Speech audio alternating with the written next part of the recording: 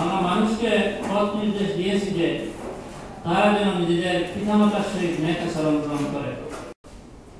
পারিবারিক জীবন এবং ইসলামী মূল্যবোধ সূচনা সাম্প্রতিক পরিবারে হাসি মুখ ভালোবাসা ভরাবো দূরের নাশা কত পরিবার অগণিত দুরাচার খুন মার চিৎকার কেড়ে নেয় অধিকার প্রিয়জন পর হয় ধসে যায় সংসার কোলের শিশু এতিম হায় প্রচণ্ড নির্বিকার সুখ চাই সুখ নাই সময় কাটে না আর অভিশার ব্যভিচার সামাজিক অনাচার দুর্বার কারাগার কল্পিত স্বপ্ন সাপ ভেঙে হলো ধূলিসাৎ ভাবে মনে বলে জীবন।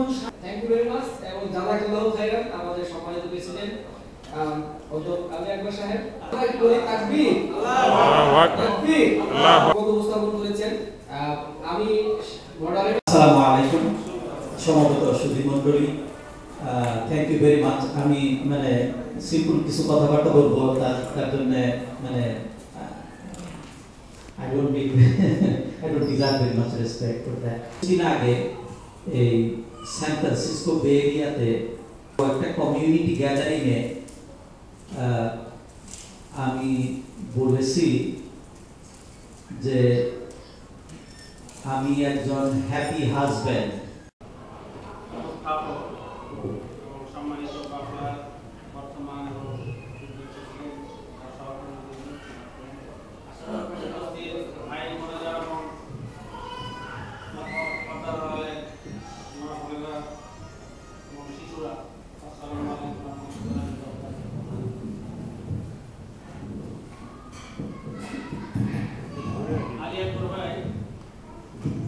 আমাদের সামনে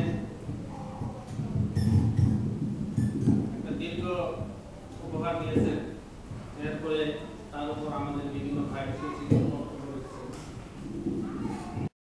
ধন্যবাদ।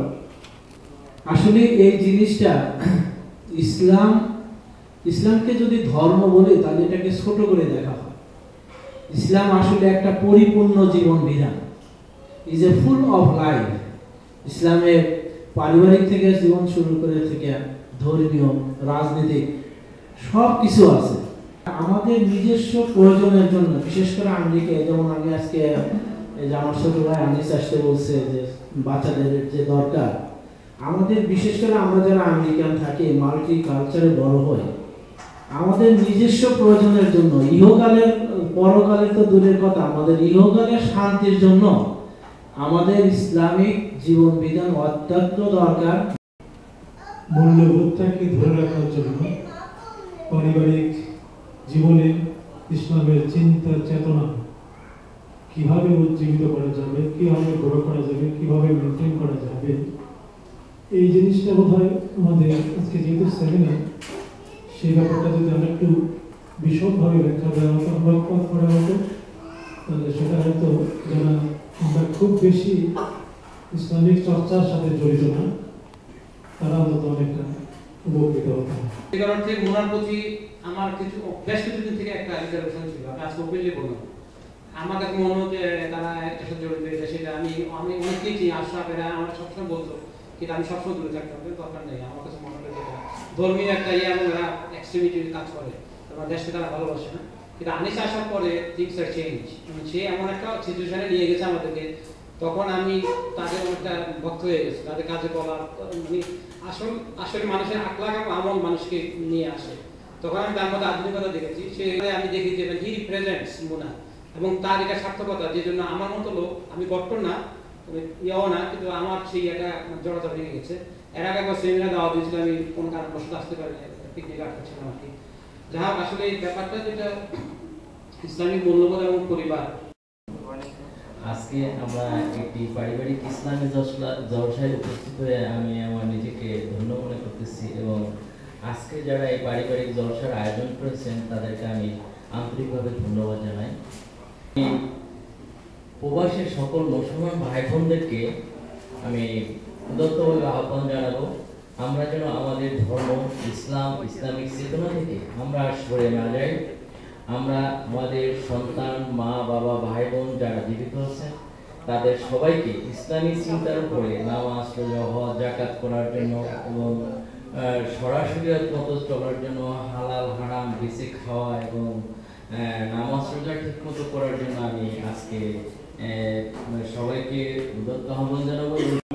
সেমিনার করে আমি বক্তব্য দেই, দুর্ভাগ্যবশত আমি আজকে প্রিপেয়ার্ড না এবং সবসময় বক্তব্য একটু ব্যতিক্রমধর্মী হয়। আজকে সেটাই হবে, কারণ এইটাই তারা এক্সপেক্ট করে, আমাকে এক্সপেক্ট করে না যে আমি কোরআন থেকে কোট করে কোরআনিক ভাষ নিয়ে একটি সুন্দর কথা বলবো।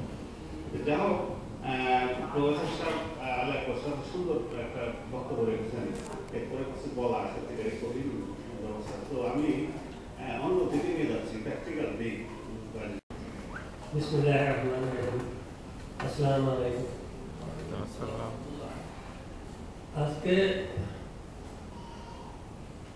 যে বিষয়টা আলোচনা, এটা কোনো শেষ নেই, বিরাট ব্যাপার। ফ্যামিলি এবং তার ধর্মান্তরের কথা এবং বহু বক্তব্য আসছে এবং বক্তব্য আরো আসবে স্বাভাবিক, কিন্তু আমি ছোট্ট একটা কথা বলে শেষ করবো। আমার একটা পরিবারের ভিতর থেকে বলছি, অত্যন্ত প্রাঞ্জল বক্তব্য, যেটা আমাদের জীবনে অনুসরণ করা দরকার। এবং আমাদের বাংলাদেশি মুসলিম সোসাইটিতে এটা কম বেশি বিভিন্নভাবে কোনো কোনো ক্ষেত্রে স্ট্রিক্টলি, কোনো কোনো ক্ষেত্রে এটা বেশ রিল্যাক্টেন্টলি বা শিথিলভাবে অনুসরণ করা হয়। এখানে সেমিনারের বিষয়টা আমরা জানার জন্য যে family life and Islamic values নামাজ আদর্শের মাধ্যমে ইসলামিক ফ্যামিলিটা আয়োজন করা খুবই সহজ। কন্টিনিউ নামাজের যে ব্যাপার, নামাজ কারণ মানে এটার মাধ্যমে সে ইসলামিক আদর্শটা প্রিয় হইতে পারে, তার এখানে করে মানে ফ্যামিলি অবস্থ যে সকল ফ্যামিলিতে নাই সেখানকার জন্য আমরা অনুরোধ করছি, যদি স্ত্রী এবং পুত্রদের সন্তানদেরকে নিয়ে একসাথে নিয়ে নামাজ পড়া যায়, এটা কিন্তু একটা মডেল হিসাবে কাজ করে কালচার শিক্ষা। আমরা কিন্তু এটা অভ্যস্ত, এটা